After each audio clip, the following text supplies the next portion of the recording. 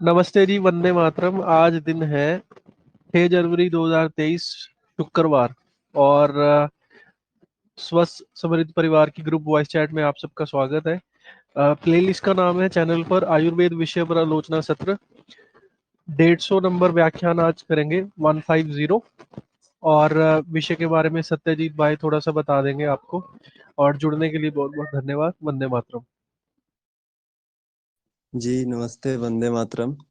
वैद्य जी का हार्दिक अभिनंदन है। आप सभी का भी स्वागत है आयुर्वेद विषय पे आलोचना सत्र पे। आज अपान वायु में जो भाग 6 है इसके विषय पे चर्चा होगी। सभी को वंदे मातरम। वैद्य जी प्रारंभ करेंगे।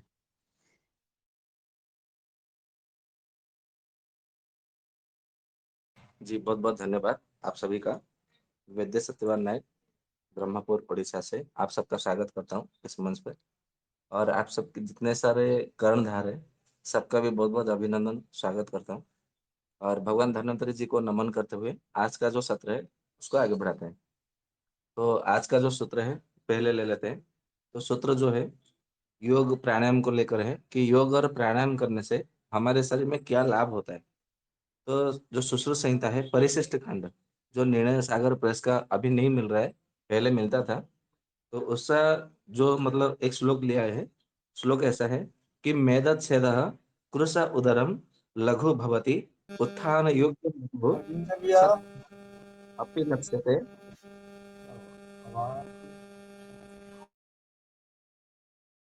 कुछ बोल रहे भैया? नहीं, आप कंटिन्यू करें। हाँ। तो मेदत छेदः कृशम उदरम लघु भवति उत्थान योग्यम वपुः सत्वानम अपि लक्ष्यते विकृतिम इच्छितम भव क्रोधयोः उत्कर्षः स च धत्निनम यदि ईशवः सिद्ध्यन्ति लक्ष्ये चले मिथ्या एव व्यसनम वदन्ति मुर्ग्याम ईदृग विनोद कृतः। इसका अर्थ यह है जो प्रतिदिन नियमित रूप से योग प्राणायाम करते हैं। योग यानी कि परमात्मा से मिलने वाले आत्मा और परमात्मा से मिलने वाला जो क्रिया होती है योग योग कहा जाता है। जैसे ध्यान है, धारणा है। आप धारणा को ना समझ करके ध्यान लीजिए, क्योंकि आजकल धारणा तो कोई करते नहीं है। और यदि धारणा करते भी है तो वो मतलब बहुत गलत के तरीके से वो करते हैं। इसलिए आप ध्यान को ही समझिए, जैसे श्रीमद् भगवद गीता में भगवान श्री कृष्ण ने अर्जुन को समझाया है। तो उस ध्यान को आप मतलब समझना है। ठीक उसी तरह उसको और क्या करना है, जो अनुलोम विलोम प्राणायाम करते हैं उनका भी मतलब क्या क्या लाभ है। और सूर्य जो नमस्कार करते हैं सूर्य भगवान का प्रतिदिन, उनका भी मतलब क्या क्या लाभ है। इसके विषय में सुश्रुत जी ने बहुत अच्छे से बताया है कि मेद छेद, मेद यानी कि जो जिसका चर्बी बढ़ जाता है, या तो जो बोलता है ना कि मेरा लिवर फेट हो गया, मेरा स्प्लीनाटोमेगाली हो गया, या तो फिर मेरा जो पेनक्रियाज है, पेनक्रियाज भी मतलब उसमें इंफ्लेमेशन आ गया। ये जो बोलते हैं ये आपको मतलब रोग नहीं होगा। मतलब एक प्रकार से मैदे का छेदन हो जाता है। छेदन यानी कि जो कुल्हाड़ी से हानना मतलब काटना कुल्हाड़ी से, जैसे जंगल को भी सफाया कर देता है एक कुल्हाड़ी।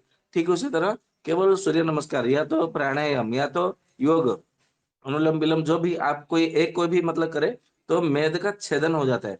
ठीक उसी तरह कुरुस उदरम, कुरुस उदर यानी कि जो कमर जो है एकदम पतला और लचीला हो जाता है। कोई देख ले पीछे से तो वो मतलब मुरझा जाए, मतलब बेहोश हो जाए, इतना मतलब लचीला कमर पतला कमर उसमें प्राप्त होता है। ठीक उसी तरह लघु भवती, लघु भवती यानी कि आजकल जो बाजार का खाना इधर उधर का खाना मतलब आहार विहार सारे मतलब मिथ्या योग हो गए हैं। हमने जब प्रज्ञापराध के विषय में चर्चा की थी सत्र में, तो उसमें रोग का 3 कारण बताया था प्रज्ञापराध में, जो कि महर्षि चरक जी ने कहा है। एक अतियोग, दूसरा हीन योग, तीसरा मिथ्या योग। तो जो आजकल जो आहार कर रहे हैं वो सारे के सारे मिथ्या योग से वर्तित है, इसीलिए सबको रोग हो रहा है। जो मिथ्या आहार से बच जाएगा उसको रोग नहीं होगा, या तो फिर कम मात्रा में होगी।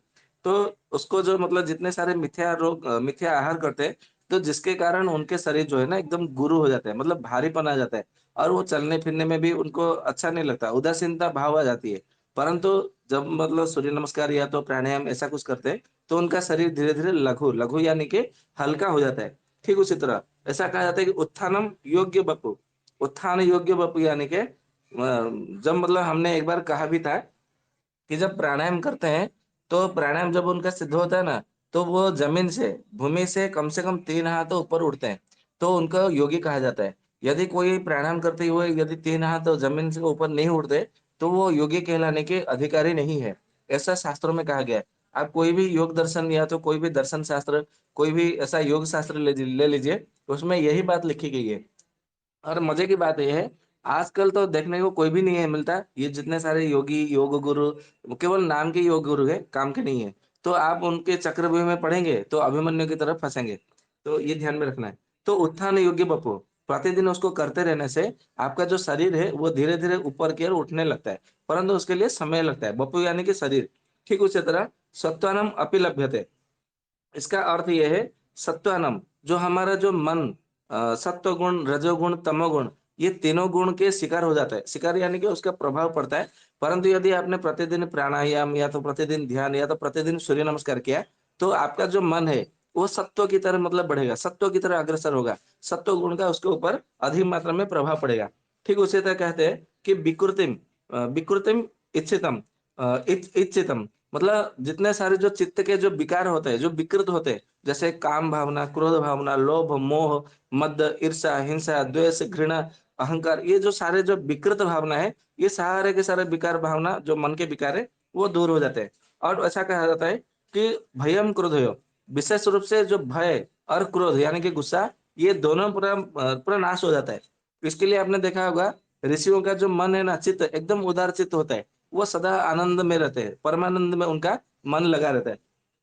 ठीक उसी तरह ऐसा कहा जाता है कि उत्कर्षः स च धन्विनाम, मतलब वो जो है हमेशा केवल जो उत्कर्ष होता है, उत्कर्ष यानी कि जैसे किसी ने पूरे ब्रह्मांड का मतलब स्वामित्व प्राप्त कर लिया, या तो पूरे तीनों लोगों का उसको अधिकार मिल गया हो, तो जितना खुशी भी नहीं होगा, उससे भी कई गुना खुशी, मतलब इन आनंद के धनी में वो धन हो जाते हैं, मतलब आनंद के धन से वो धनी हो जाते हैं।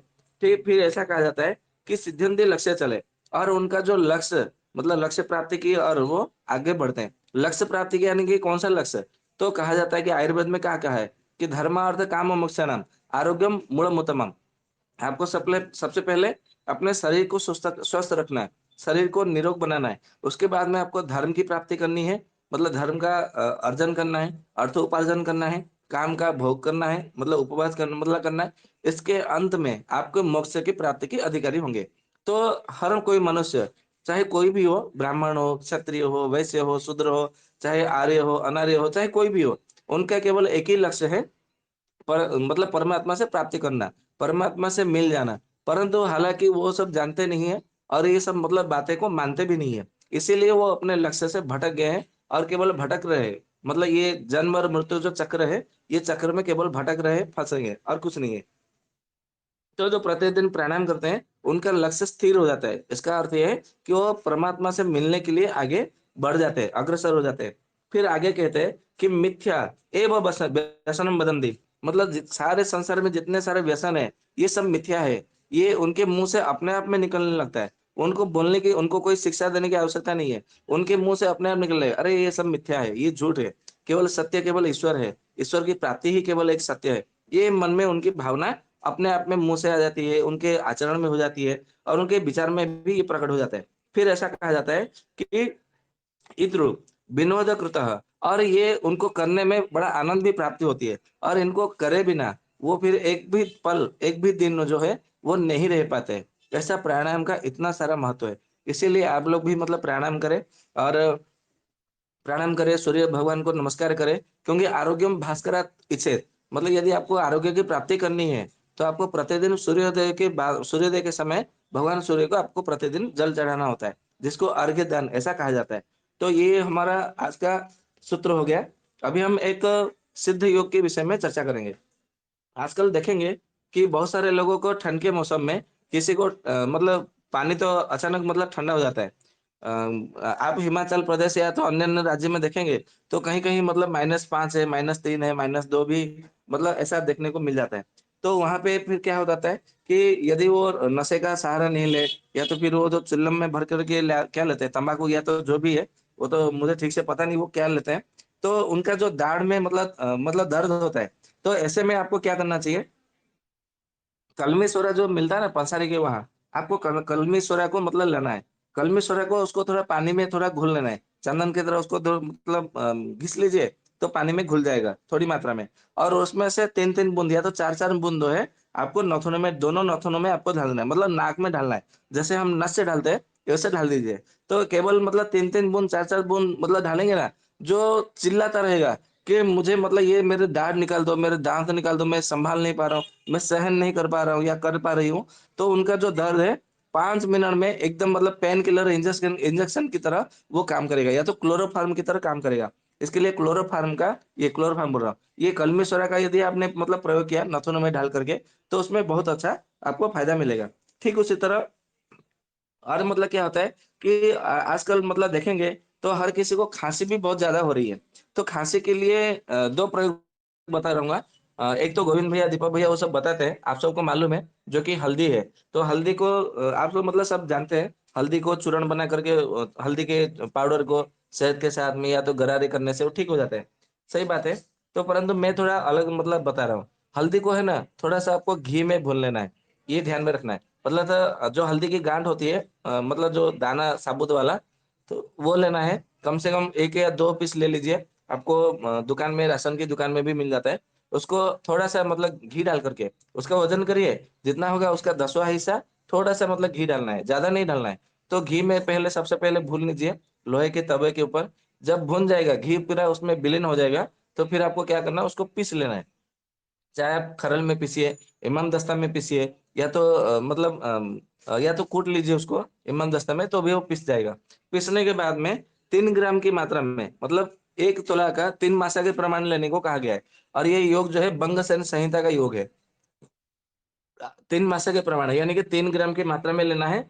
पहले जीभ में रख करके उसको लार के साथ में उसको मतलब निगल जाना है। और उसके बाद में गर्म पानी, चाहे आप जितना आधा कप, 1 गिलास, आधा गिलास, जितना सेवन कर सके उतना गर्म पानी आपको सेवन कर लेना है।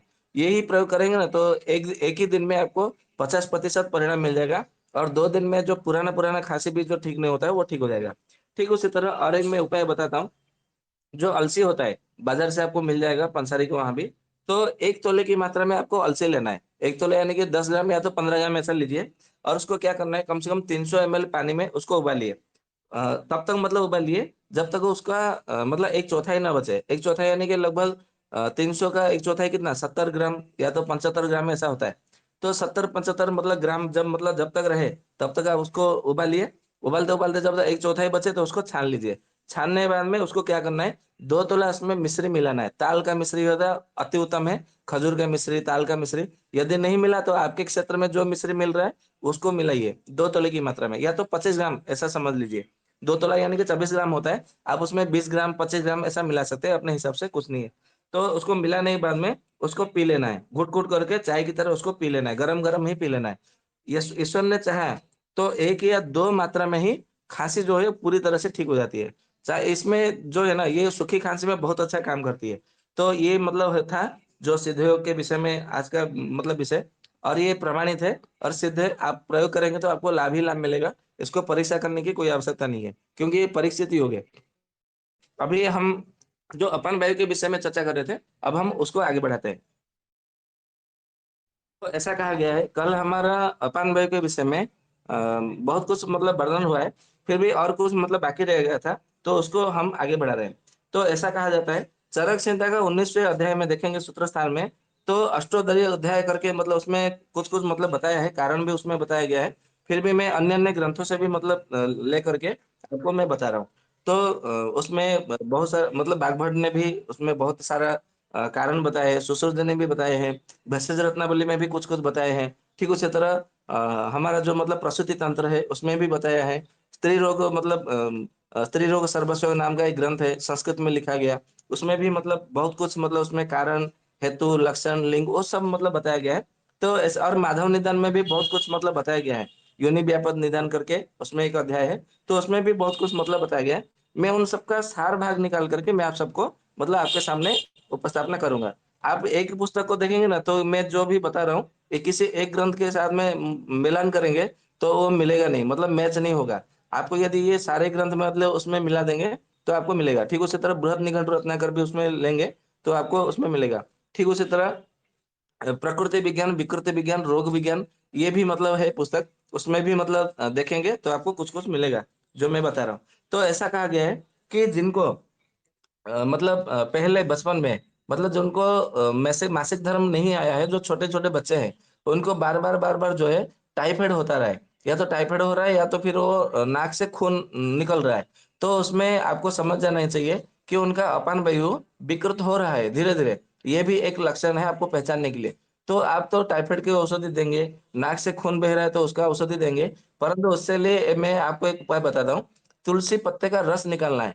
तुलसी पत्ते का रस निकाल करके उसको सुबह में और शाम को मतलब सूर्योदय से पहले और सूर्यास्त के बाद 2-2 बूंद उसके दोनों नाखूनों में डाल देना है। यदि आप ये प्रयोग कर देंगे तो उनका जो अपन वायु जो विकृत होने जा रहा था, वो फिर विकृत नहीं होगा। उससे मतलब बच सकेंगे। ये आपको ध्यान में रखना है। ठीक उसी तरह और क्या करना है? नहीं और क्या करना नहीं है। मतलब और क्या मतलब कैसे जानना है कि और क्या-क्या मतलब होता है? तो ऐसा कहा जाता है कि जिनका मतलब स्त्रियों का गर्भाशय जो ग्रीवा नलिका होती है, यानी कि जो गर्भाशय का जो मतलब यूट्रस का जो मतलब होता है ना व वाल्व जो बोलते हैं, तो यूट्रस के वाल्व के पास में यदि दर्द होता है या तो कोई इन्फेक्शन होता है, तो उनके नाभि के पास में आपको थोड़ा-सा हल्का-हल्का आपको दर्द देखने को मिलेगा। मतलब वो कपड़े भी पहनेंगे ना, तो नाभि को छुएँगे तो उनको दर्द लगेगा। इतना ज़ोर से दर्द लगेगा, वो बोलेंगे कि मैं कपड़े नहीं पहन पा रही हूँ। या तो नाभि के 2-3 अंगुल नीचे पहनेंगे, या तो नाभि के 2-3 अंगुल या तो 4 अंगुल ऊपर पहनेंगे। नाभि के ऊपर वो कपड़ा नहीं मतलब पहन सकते, या तो नाभि को छुएँगे तो इतना ज़ोर से दर्द होगा कि वो सहन नहीं कर सकते, इतना ज़ोर से दर्द होता है। तो उनको समझ जाना चाहिए, रोगी मतलब रोगी को भी समझ जाना चाहिए और वैद्य को भी समझना चाहिए कि उनका अपानवायु विकृत होकर के गर्भाशय तक को मतलब कुछ ना कुछ खराब कर दिया है। तो गर्भाशय को दुर्बल पड़ गया है और उसको ठीक करने की बहुत परम आवश्यक है। तो ठीक उसी तरह जो और एक मतलब बात है, आजकल बहुत सारा रोगियों को मतलब लोगों में ऐसा देखने को मिलता है कि पुरुष बिल्कुल मतलब ठीक होता है, परंतु स्त्री का यदि अपानवायु विकृत होता है, तो परंतु वो क्या करते हैं, ध्यान नहीं देते चिकित्सा में। वो केवल संतान के लिए, संतान प्राप्ति के लिए प्रयत्न करते रहते हैं। तो पुरुष का जो ठीक होता है, वो धीरे-धीरे उनका जो शुक्राणु होता है ना, वो शुक्राणुहीनता की तरफ वो आगे बढ़ता है। मतलब मान लीजिए शुक्राणु उनका जो सक्रिय है, वो 70% है, वो धीरे-धीरे 60 में आएगा, फिर 50 में आएगा, ये 40 में मतलब ये जो सक्रियता है, वो धीरे-धीरे कम होने लगता है। और यदि फिर भी उनका चिकित्सा न किया गया, तो ऐसा कहा जाता है जो स्त्री प्रसूति तंत्र है, उसमें ऐसा कहा गया है कि यदि लगभग 6-7 वर्ष तक यदि उसका चिकित्सा न किया गया, तो जो पुरुष होता है ना, वो अज़ोस्पर्मिया में वो संक्रमित हो जाता है। अज़ोस्पर्मिया यानी कि जो बोलते हैं कि अशुक्राणुता, ये अशुक्राणुता उसका लक्षण मतलब उसमें आ जाएगा पुरुष में। इसके लिए स्त्री-पुरुष दोनों को सावधानी बरतनी है और आपको दोनों की चिकित्सा करनी होती है। तब जाके आपको बहुत अच्छा उसमें परिणाम मिलेगा। ठीक उसी तरह जिनका जो उपांड ग्रंथि होती है, उपांड ग्रंथि यदि थोड़ा-सा उसमें भी मतलब विकृत आ जाए, तो भी अपान वायु विकृत होता है और अपान वायु के विकृत होने पर भी उपांड ग्रंथि जो है वो भी मतलब धीरे-धीरे वो खराब होने लगता है। इसपे आपको मतलब ध्यान देना बहुत ज़रूरी है। यदि आपने ध्यान नहीं दिया, तो भी उसमें बहुत आपको मतलब दिक्कत आ सकती है।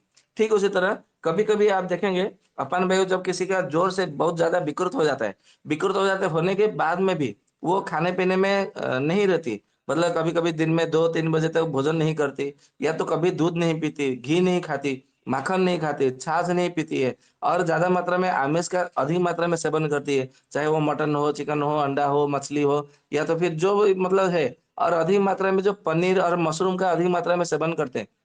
और जो उड़द का दाल और मसूर का दाल ये अधिक मात्रा में सेवन करते हैं। तुअर का दाल, अरहर का दाल भी जो अधिक मात्रा में सेवन करते हैं। मूँग दाल का सेवन सेवन बहुत कम करते हैं। कुल्थी का दाल भी बिल्कुल कभी सेवन नहीं करते। ऐसे स्त्रियों को भी जो अपान वायु है, अपान वायु तो विकृत हो जाता है, फिर ऐसा हो जाता है कि उनका एक संतान तो हो जाता है। कैसे-कैसे करके भगवान के ईश्वर की कृपा से एक संतान प्राप्ति हो जाती है, परंतु उनको दूसरा संतान की फिर प्राप्ति नहीं होती। वो जभी भी प्रयास करेंगे, तो उनका जो है वो बार-बार गर्भस्राव हो जाता होगा, गर्भ नष्ट हो जाता होगा, गर्भपात हो जाता होगा। ये सब मतलब दिक्कत उनको मतलब रहती है। इसके लिए ये सारे के सारे जो मतलब जो क्रिया है, मतलब जो कर्म है, ये आपको मतलब सँभालने की परम आवश्यक है। मतलब यदि नहीं सुधार किया गया, तो फिर मतलब बच्चा संतान होने में वो बहुत मतलब बड़ा दिक्कत की बात होती है। ये मतलब समझ जाना चाहिए। ठीक उसी तरह जिनका बार-बार दिन में सोने की मतलब अभ्यास है कि वो कुछ मतलब काम नहीं है तो दिन में सो जाएँगे, काम कुछ नहीं है तो दिन में सो जाएँगे, अभी भोजन कर लिया तो दिन में सो जाएँगे। तो दिन में सोते हैं मतलब आधा घंटा ऐसा सोएँगे तो वो दिन में सोना नहीं कहा जाएगा। जैसे आपने भोजन किया और भोजन के बाद में थोड़ा आलसू लग रहा है, चलो थोड़ा आलसी लग रही है तो थोड़ा सो लेते हैं। मतलब थोड़ा विश्राम ले लेते हैं, थोड़ा आधा घंटा, तो वो सही है, वो ठीक है, वो गलत नहीं है। क्योंकि आयुर्वेद में भी कहा गया है कि भोजन करने के बाद में यदि आलस्य लगता है, तो आपको थोड़ा विश्राम लेने की आवश्यक है।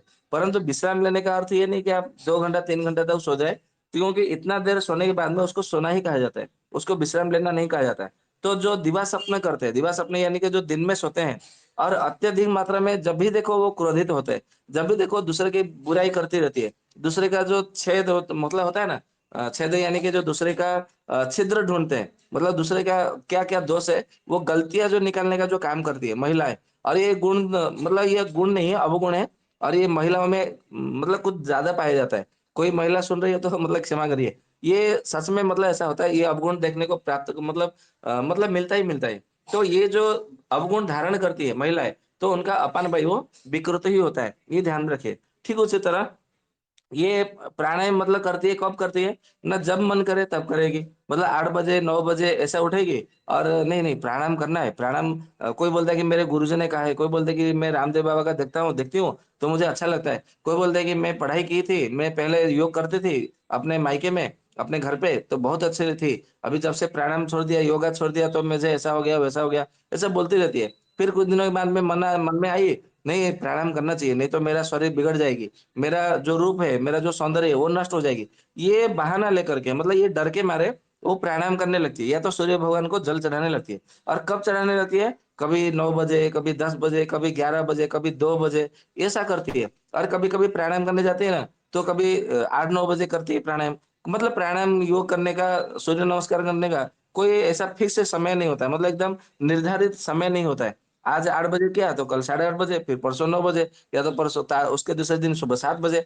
तो ये जो कोई समय नहीं होता है, तो फिर उनका जो लाभ है, वो इतना लाभ नहीं मिलता और उसके बदले में उनका अपानवायु विकृत हो जाता है। इसके लिए संहिताओं में भी यही कहा है कि यदि आपको प्राणायाम करना है, तो प्राणायाम प्रतिदिन एक सही समय पर करें। ब्राह्म मुहूर्त में करना है, तो ब्राह्म मुहूर्त में करें। यदि जल चढ़ाना है, तो सूर्य भगवान के उदय के समय आपको जल चढ़ाना है। ये आपको नियम में आपको पालन करना है। ठीक उसी तरह जिनको बार-बार मतलब इच्छा नहीं होती किसी-किसी को, स्त्रियों को इच्छा नहीं होती, परंतु पुरुषों को इच्छा होती है, तो पुरुष क्या करते हैं उनको मतलब ये काम शक्ति को बढ़ाने के लिए बहुत सारे आयुर्वेद की औषधियाँ देते हैं। मैं वो औषधियों का नाम नहीं लूँगा, क्योंकि हो सकता है ये रिकॉर्ड बाद में सुन कर के कोई उसका अनुचित लाभ उठाए। केवल मैं उसका सूत्र बता देता हूँ कि मतलब जो आयुर्वेद की कुछ-कुछ औषधियाँ भी है, जो कि काम शक्ति को बढ़ाता है और एलोपैथी में भी बहुत सारे औषधियाँ हैं, तो वो दे करके, खिला करके अपनी पत्नी को, भले अपनी पत्नी भी हो, यदि वो खिलाते हैं तो वो गलत बात है। क्योंकि उनकी इच्छा नहीं होती तो क्यों नहीं इच्छा होती, वो कारण खोज करके कारण को नष्ट करिए। और सबसे पहले देखिए, वो कौन से श्रेणी में स्त्री में आती है। यदि वो प्रथम श्रेणी में आती है, तो उनका 28 दिन में 1 बार मतलब समागम करना है। यदि वो चित्रिणी आती है, तो 28 दिन में 2 बार समागम करना है। यदि आपको वो संखिनी है, तो 28 दिन में 3 बार। यदि वो हस्तिनी है, तो 28 दिन में मतलब 1 महीने में चांद्र मास में आपको, नक्षत्र के मास में आपको 4 बार आपको समागम करने की अनुमति है। यदि हस्तिनी मतलब अधिक मात्रा में है, तो आप प्रतिदिन करेंगे तो उससे कोई दिक्कत नहीं है। परंतु यदि वो उस श्रेणी में नहीं आती, यदि आपने उसका दवाई दे करके, औषधि दे करके या तो फिर उसको नशा कुछ खिला करके, यदि आपने अपनी पत्नी से भी ऐसा समागम किया, तो ऐसा क्या होता है कि उनका अपान-वायु विकृत हो जाता है। ठीक उसी तरह और एक मैं बात बता दूँ और सबको चुभेगा, अभी जो मैं बात बोलने जा रहा हूँ।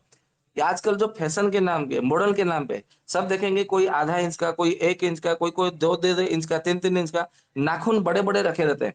मतलब बाएँ हाथ में तो रखते हैं, वो तो अलग बात है, दाहिने हाथ में भी रखते हैं। तो मैं कोई-कोई मतलब दाढ़ी दिखाने आते हैं, तो मैं बोलता हूँ, "आप इतना-इतना नाखून क्यों रखते हैं?" बोला, "फैशन है, मॉडल है, ये अच्छा लगता है, रखना अच्छा लगता है। लोग इन पे मतलब इम्प्रेस होते हैं, हमारी इमेज बढ़ जाती है।" अरे क्या इम्प्रेस हो जाती है? मैं सामने से बोल देता हूँ, "आपने बाएँ हाथ में रखा है, तो आप धोती कैसे है?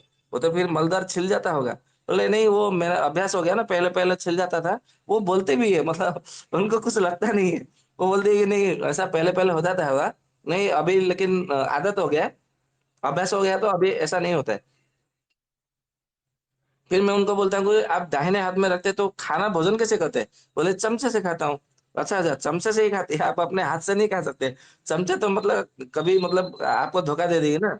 तो बोले कि नहीं अभी ऐसा कुछ नहीं है। तो जो इतने बड़े-बड़े नख रखते हैं, नख यानी कि जो नाखून रखते हैं, उनका भी अपान-वायु विकृत हो जाता है। और ध्यान के देखिए जिन-जिन स्त्रियों ने बड़े-बड़े नाखून रखे हैं, उनको गर्भाशय का कोई विकार है या नहीं है? डिंबाशय का कोई विकार है या नहीं है? उनको मतलब मासिक धर्म में कोई समस्या है या नहीं है? उनका हीमोग्लोबिन की समस्या है या नहीं है? आप जरा तपास करिए, अनुसंधान करिए, फिर बताइए सत्र में। तो मैं झूठ बोल रहा हूँ या सच बोल रहा हूँ? तो इससे भी मतलब अपान वायु उनका विकृत हो जाता है, ये ध्यान में रखना है। इसीलिए हमारे चरक जी ने दिनचर्या में मतलब ऐसा कहा है, आयुर्वेद में भी दिनचर्या कहा है कि आपको हर 5वें दिन में अपनी दाढ़ी और अपना नाखून मतलब आपको कटवाना ही कटवाना है, और महीने में 1 बार पुरुषों को अपना बाल कटवाने हैं। परंतु आजकल तो सुंदर देखने के चक्कर में स्त्रियाँ भी अपने बाल भी मतलब ब्यूटी पार्लर में जाके कटाने लगे हैं। और आयुर्वेद कहा जाता है, आयुर्वेद में कि स्त्रियों को बाल तभी काटने चाहिए जब उनके बाल और मतलब तभी काटने चाहिए मतलब ये लंडित मतलब होता है ना, क्या बोलते हैं उसको? मतलब एकदम पतला टकली मतलब हो जाना चाहिए, मतलब पूरे सर का बाल निकलना चाहिए, तभी निकलना चाहिए जब उसका पति का स्वर्गवास हो गया हो, देहांत हो गया हो, नहीं तो फिर नहीं निकलना चाहिए। परंतु आजकल मतलब थोड़े-थोड़े बाल कट रहे हैं, तो मुझे लगता है कि वो अपने पति की आयु को धीरे-धीरे, धीरे-धीरे कैंची से काट रहे हैं, मतलब इसको खंडन कर रही है, कम कर रही है। भले ये बात आप लोगों को बुरा लगे जो मतलब बाल कटा रहे हैं, परंतु ये एक कटु सत्य है, और सत्य हमेशा कटु ही होता है। तो आप मतलब आप मानेंगे, नहीं मानेंगे वो आपके ऊपर निर्भर है। जो अपान वायु का जो विकृत का कारण है, वो मैं केवल अपना मंतव्य यहाँ पे देता हूँ आयुर्वेद के माध्यम से। ठीक उसी तरह जो अपने दांतों को मतलब दांतों यानी जो दांतों दांतों को सुंदर दिखाने के चक्कर में कि मेरे दांत मतलब चमकने चाहिए, तो आज ये कल वो मतलब विभिन्न प्रकार के सब पैंतरा वो मतलब करते रहते हैं, अपनाते रहते हैं। अभी देखेंगे कि लगभग 30 वर्ष पहले पीछे चले जाइए, 30 वर्ष पीछे चले जाइए, तो एक भी आपको दांत का डॉक्टर किसी गली या किसी दांत मतलब गली तो छोड़ दीजिए, किसी आपको बड़े से बड़े हॉस्पिटल में आपको देखने को नहीं मिला होगा। 30 साल पीछे चले जाइए, अभी 2023 चल रहा है, तो 30 साल यानी कि आपको लगभग 1993 की बात है। 1993 से पहले आप जाइए, आपको किसी बड़े से बड़े दिल्ली, मुंबई, चेन्नई, कोलकाता ये बड़े-बड़े मतलब नगर में भी देख लीजिए शहर के, और उस उन शहर के जो बड़े-बड़े हॉस्पिटल है, उनमें देखिए आपको एक भी दाँत का डॉक्टर आपको देखने को वहाँ पे नहीं मिलेगा। परंतु दाँत का डॉक्टर आपको हर घर मतलब मौजूद मिल रहा है। ऐसा क्यों हो रहा है? ये सब हमारे ही कारण हो रहा है, क्योंकि हमको अपने दाँत को ये मतलब करना है, दाँतों में क्या बोलते हैं उसको दाँतों के रोट के मतलब रूट कैनाल कराना है, मुझे दाँतों में ये करना है, वो करना है, मुझे तो पता ही नहीं है वो क्या-क्या नाम है, परंतु इतने सारे विकृत हो जाते हैं ना, कि वो फिर बता नहीं सकते। और दाँतों को आप ठीक करने जा रहे हैं, तो आपका अपना भी विकृत हो रहा है। दाँतों को अब मतलब आप सुंदर बनाने के जा रहे हैं, तो आपकी जो बुद्धि है, वो भ्रष्ट होती जा रही है। क्योंकि अभी मतलब बता दूँ, दाँतों के साथ में हमारा तर्पक कफ और अपान वायु दोनों जुड़ा हुआ है। यदि दाँतों के साथ में यदि आपने कोई गड़बड़ करते हैं, तो आपका सबसे पहले अपान वायु विकृत होगा और अंत में तर्पक कफ विकृत होगा। अपान वायु विकृत होगा तो आपका गर्भाशय, डिंबाशय, मासिक धर्म की गड़बड़ी होगी, फिर कमर का दर्द होगा, सीने में दर्द होगा, और तर्पक कफ बिगड़ेगा तो आपको मतलब सर में दर्द होगा, नींद ठीक से नहीं आएगी, भूख अच्छे से नहीं लगेगी, मन चिड़चिड़ापन रहेगा, मन किसी जगह पे मतलब नहीं मतलब शांत नहीं रहेगा, स्थिर नहीं रहेगा, मन किसी से मतलब मिलेगा नहीं, और भगवान के मतलब साथ में मन लगाएँगे, तो एक जगह पे मतलब स्थिर नहीं एकाग्रता नहीं आएगी। ये मतलब बात है। इसके लिए अपने दाँतों को सही तरीके से उसको सँभाल के रखिएगा। और यदि दाँतों का दाँतुन से करते हैं ना, किन-किन दाँतों से करना चाहिए, कैसे करना चाहिए, कब करना चाहिए, किस समय करना चाहिए, वो सब दिनचर्या में हमारी सत्र होगी। अभी नहीं बात करेंगे उसमें। तो जो दाँतुन करते हैं, तो उसमें दाँतुन करने से हमारी बुद्धि बढ़ती है, स्मृति शक्ति बढ़ती है, धी शक्ति बढ़ती है, धारणा शक्ति बढ़ती है, और हमारा धैर्य शक्ति बढ़ती है। आज धैर्य किसी के पास नहीं है, इसीलिए नहीं है क्योंकि कोई दाँतुन नहीं करता। केवल वगैरह-वगैरह सब को ये कोलगेट, क्लोज़अप वगैरह-वगैरह वो सब मतलब उसमें करते हैं, जिसके लिए आज ये दिक्कत हो रही है। तो अपने दाँतों को जो है ना, थोड़ा मतलब सँभाल के रखिएगा, और ये बात है। और ज़्यादा से ज़्यादा जो लोग क्या करते हैं, विभिन्न प्रकार के जो चाइनीज़ जो खाते रहते हैं, क्योंकि वो हमारे देश का नहीं है, वो देश विरुद्ध है। जैसे मतलब हमने पहले दिन कहा था कि वो 18 प्रकार के विरुद्ध आहार के विषय में चरक जी ने बताया। तो जो चाइनीज़ खाना खाते हैं, जो क्या बोलते हैं चाउमीन, मैगी, पास्ता और पिज़्ज़ा, बर्गर या तो फिर मंचूरियन वो जो खाते हैं ना, उसको यदि संभव हो तो अभी से अपने से हृदय से निकाल दीजिए। क्योंकि वो देश विरुद्ध आहार है। उसको जितना ज़्यादा मात्रा में सेवन करेंगे, आपका उतना ही गर्भाशय मतलब समस्या होगी। मतलब स्तनों में कर्करोग मतलब गाँठ बनेगी, और वगैरह-वगैरह ये सब मतलब समस्या मतलब आएगी। ठीक उसी तरह ये जो अर्बुद होती है ना, तो जो गाँठ होती है, चाहे स्तनों में ही हो या तो गर्भाशय में हो, डिंबाशय में, कहीं भी हो, वो 2 प्रकार की होती है। उसको एक्यूट बोलते हैं और एक को क्रोनिन ऐसा मतलब क्रोनिक ऐसा कहा जाता है। आयुर्वेद के हिसाब से देखेंगे तो उसको प्रारंभिक अवस्था और दूसरा जीर्ण अवस्था ऐसा नाम से जाना जाता है। या तो फिर ऐसा कहा जाता है कि जो जीर्ण अवस्था है वो घातक अवस्था है, ऐसा कहा जाता है। तो यदि आपका मतलब प्रारंभिक अवस्था है, तो उसका यदि चिकित्सा करेंगे, तो वो पूरी तरह से ठीक हो जाता है। और उसके लिए आपको क्या करना चाहिए, जो वृक्षाम्ल करके एक औषधि है, वनस्पति है, मैं तो चिकित्सा के विषय में भी बताऊंगा, परंतु यहाँ पे हो सकता है मैं उस दिन भूल जाऊं, अभी याद आ रहा है तो मैं बता दे रहा हूँ। तो वृक्षाम्ल करके एक वनस्पति है, जो कि आयुर्वेद का बहुत अच्छा प्रसिद्ध औषधि है। उसका पंचांग का, या तो उसका जड़ या तो पत्ते या तो जो भी आपको उसके मिले वनस्पति का, उसका चूर्ण बना करके 1-1 ग्राम की मात्रा में यदि शहद के साथ में यदि सेवन करते हैं, 2 महीना, 3 महीना, 4 महीना सेवन करते हैं, तो जिनको गांठ होने की जो धीरे-धीरे संभावना है, वो दूर हो जाएगी। ये ध्यान में रखिए, आपके चाहे ब्रेस्ट में, स्तनों में गांठ हो, या तो गर्भाशय में गांठ हो, डिंबाशय में गांठ हो, या तो गर्भाशय के ग्रीवा में गांठ हो, या तो योनि के जो भाग हो, भग जो होता है ना, द्वार में, योनि द्वार में, वहां पे भी गांठ हो, तो वृक्षाम्ल केवल एक ही वनस्पति का आप सेवन करेंगे, तो वो पूरी तरह से वो नष्ट कर देता है। यदि ठीक उसी तरह यदि आपके हाँ, और एक बात है, जो ज़्यादा-ज़्यादा मतलब जली हुई चीज़ें खाते हैं, आजकल मतलब देखेंगे, मैं टीवी विज्ञापन में मतलब एक बार देखा था, फ़िल्मों में भी दिखाया जा रहा है कि पान में मतलब वो पता नहीं क्या डालते हैं, शायद मतलब मेरे विचार में वो कपूर डालते होंगे, क्योंकि कपूर जलता है। तो वो जलता है और जला हुआ पान उनके मुँह में ठूँस देते हैं। ऐसा आप लोगों ने भी मतलब देखा होगा, मोबाइल में देखा होगा, यूट्यूब में देखा होगा, फ़िल्मों में देखा होगा, या तो फिर न्यूज़ चैनल में भी मतलब ये देखा होगा। तो हमने तो न्यूज़ चैनल में देखा था कि दिल्ली का कोई ऐसा है, कोई पान वाला है और कोई काका थे, तो वो मतलब जला हुआ पान वो मुँह में ठूँस देते थे, और उसमें ज़्यादातर जो भीड़ है, वो लड़कियों की मतलब होती थी। अब देखिए, क्योंकि लड़कियों को ज़्यादा करे ना, जो जली हुई चीज़ें हैं, वो ज़्यादा पसंद होती है। तो जली हुई चीज़ों का अधिक मात्रा में सेवन करने से उनका अपान वायु है ना, वो विकृत हो जाता है, और फिर वो नष्ट मतलब धीरे-धीरे क्या होता है कि उनका रक्त में भी अर्बुद होने की संभावना रहती है। रक्त अर्बुद यानी कि ब्लड कैंसर होने में भी मतलब समस्या रहती है। इसके लिए ज़्यादातर क्या है, आपको जो जली हुई चीज़ें वो नहीं खाना चाहिए। यदि ब्लड कैंसर नहीं भी हुआ, रक्त अर्बुद नहीं भी हुआ, तो भी आपका रक्त धातु विकृत होगा, या तो फिर आपको एडियो में दर्द होगा, घुटनों में दर्द होगा, या तो जो होता है ना, क्या बोलते हैं उसको, वेरिकोज़ वेन, वो मतलब होगा। फिर या तो आपका जो मतलब कमर में जो त्रिक होती है, त्रिक में बहुत सारा मतलब दर्द होगा, शूल रहेगा। तो इतना ज़्यादा ज़्यादा मतलब दर्द रहेगा कि आप सँभल नहीं पाएँगे। ठीक उसी तरह जो अधिक से अधिक मात्रा में अपने होठों को सुंदर बनाने के लिए जो लिपस्टिक लगाई रहती है, आप बोलेंगे कि एक-एक मतलब बात बोल कर के हमको लज्जित करा रहे हैं, या तो हमारे जो सुंदर दिखने का जो प्रसाधन है, हमसे छीनने की प्रयास कर रहे हैं। ऐसा मन में मत सोचिए, जो सही है वो मैं बता रहा हूँ। और यदि आपको सुंदर दिखना है तो आयुर्वेद में बहुत सारा मतलब भरा पड़ा है। आप भेषज रत्नावली लीजिए, सुश्रुत संहिता लीजिए, अष्टांग संग्रह लीजिए, अष्टांग हृदयम लीजिए, भंगसेन संहिता लीजिए, बृहत निगुण रत्नाकर लीजिए, और हारित संहिता लीजिए, भेल संहिता लीजिए। उसमें इतने सारे मतलब स्त्रियों को सुंदर दिखने की, नारियों को, महिलाओं को सुंदर दिखने की बहुत सारे औषधि उसमें वर्णन है। अपने होठों को लाल बनाना है, नारंगी बनाना है, तो उसमें भरा पड़ा है। आप कोई भी द्रव मतलब उसका योग फ़ॉर्मूला मतलब उठा कर के लीजिए और उसको प्रयोग में लाइए। ये कृत्रिम वाला क्यों कर रहे हैं? क्योंकि जितने सारे जो कृत्रिम वाले आप प्रयोग कर रहे हैं, अपने जो सुडौल दिखने के लिए, सुंदर दिखने के लिए, वो सारे के सारे ना आपको अपान वायु को विकृत करता है। यदि नहीं करता है तो आप ज़रा स्मरण करिए, आप लिपस्टिक के उपयोग में लाने से पहले आपको पेट जो है कैसा साफ होता था, और लिपस्टिक यूज़ करने के बाद में, उपयोग में लाने के बाद में आपका मतलब पेट कैसा साफ होता है, और आपको मतलब भूख कितनी लगती है, नींद कितना आता है, और आपके मतलब पेट में भारीपन लगता है कि नहीं, रहता है कि नहीं, और उसके साथ में अन्य-अन्य अनुभव करिए। ये अनुभव का विषय है, ऐसा नहीं है कि मतलब कोई यंत्र का सहारा लिया जाए और आपको उसका मापा करके आपको बताया जाए, देखिए ये मतलब आया है उसका मतलब परिणाम। कि आपका पहले ऐसा था, अभी ऐसा हो रहा है, ऐसा नहीं है। ये आप अनुभव करके स्वयं उसका मतलब परिणाम बताइए कि हाँ, ऐसा है कि हमें मतलब जो लिपस्टिक था, हमने उपयोग किया था उससे पहले हमारा ऐसा था, और अभी उपयोग करने के बाद में ऐसा है। आप मतलब जब तक स्वयं मतलब उसका परिणाम नहीं मानेगी, तो उसको फिर मतलब कोई कितना भी चित्कार करे, पुकार-पुकार कर करे, दोनों हाथ को भी ऊपर उठा करके पुकार के कहे ना, तो भी उससे कोई फ़र्क पड़ने वाला नहीं है। ठीक उसी तरह जिनका मन और बुद्धि, ये दोनों यदि मतलब सही नहीं है, मतलब मन सही है परंतु बुद्धि सही नहीं है, या तो मन सही नहीं है, बुद्धि सही है, तो उनका अपान वायु विकृत होने से कोई नहीं रोक सकता।